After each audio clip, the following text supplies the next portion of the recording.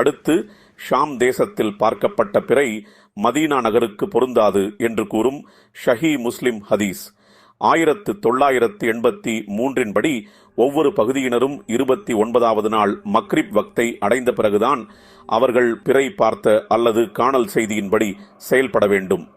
ஷாம் தேசத்தை பொறுத்தவரை அது மதீனா நகருக்கு வடக்கே இருப்பதால் முதலாம் பிறை உதிப்பு ஷாம் தேசத்திற்கும் மதீனா நகருக்கும் தனித்தனியாக நிர்ணயிக்கப்பட வேண்டும்.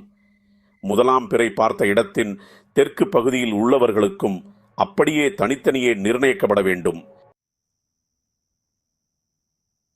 பிறை உதிக்கும் இடத்தில் உள்ளவர்களும் அவர்களுக்கு மேற்கில் உள்ளவர்களும் 29 நாளாகவும் கிழக்கில் உள்ளவர்கள் 30 நாட்களாக பூர்த்தி செய்து கொள்ள வேண்டும். ஆகவே பிறை பார்த்த செய்தி தூரத்தின் அடிப்படையில் இல்லாமல் திசை அடிப்படையில் நிர்ணயம் செய்வோமானால் அனைத்து குழப்பங்களுக்கும் அது முற்றுப்புள்ளியாக அமையும். எந்த ஹதீஸ்களுக்கும் புறம்பில்லாத மற்றும் வான் அறிவியலுக்கு முரணில்லாத தீர்வாகவும் இருக்கும்.